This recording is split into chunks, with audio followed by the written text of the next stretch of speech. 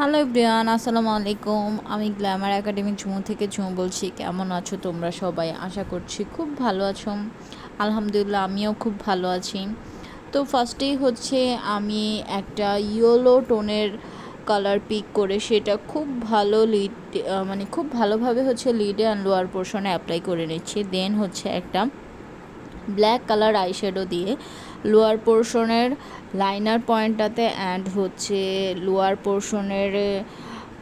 পোর্শনে পুরোটাতে হচ্ছে খুব ভালোভাবে আমি স্মাচ করে ব্লেন্ড করে নিয়েছি। দেন হচ্ছে একটা শিমার অ্যাপ্লাই করছি। শিমারটাও খুব ভালোভাবে ফিঙ্গার দিয়ে অ্যাপ্লাই করে নিচ্ছি। বেসিক্যালি আজকে একটা হালদি মেকআপ করতে যাচ্ছি। তো অলরেডি তোমরা দেখে তো বুঝেই গিয়েছো, খুব টানা টানা আই মেকআপ অ্যান্ড হচ্ছে হালদি মেকআপ হচ্ছে করব। অ্যান্ড দেন হচ্ছে এখন ল্যাশটাও কমপ্লিট করে নিলাম অ্যান্ড ইনার কর্নারটাতেও হচ্ছে একটু আমি হাইলাইট করে নেব। এখন হচ্ছে আমি কাজলটা অ্যাপ্লাই করে নিচ্ছি। কাজলটা অ্যাপ্লাই করে সেটা হচ্ছে স্মাচ করে দিব। খুব ভালোভাবে কাজলটা অ্যাপ্লাই করব, যেহেতু আমার চোখে লেন্স পরা, তো একটু সাবধানের সাথে অ্যাপ্লাই করতে হবে। আদারওয়াইজ হচ্ছে লেন্সে কাজল লেগে গেলে বা যে কোনো মেকআপ প্রোডাক্ট লেন্সে যদি লেগে যায় সেটা হচ্ছে ক্লিন করতে খুব ঝামেলার একটা ব্যাপার। দেখা যায় 2 থেকে 3 বার বা 4 থেকে 5 বারও হচ্ছে ওয়াশ করলে তারপর উঠে, আদারওয়াইজ উঠতে চায় না, অনেক প্রবলেম করে। তো দেখা যায় আমাদের হাতে তো এতটা টাইমও থাকে না। তো সেই ক্ষেত্রে শুরু থেকেই হচ্ছে যদি একটু টাইম নিয়ে ভালোভাবে যদি করি তাহলে আর কোনো প্রবলেম হয় না।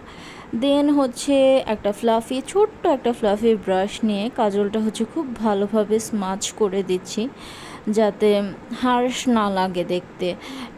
একদম কি বলবো, আর্টিফিশিয়াল যাতে একদমই না লাগে। অবশ্যই মেকআপ করলে আর্টিফিশিয়াল লাগবে, বাট সব কিছুরই তো একটা সুন্দর নিট একটা ব্যাপার থাকে, সেরকম নিট যাতে লাগে। দেন হচ্ছে ব্রাবনটা অ্যান্ড ইনার কর্নারটা হাইলাইট করে নিচ্ছি খুব ভালোভাবে।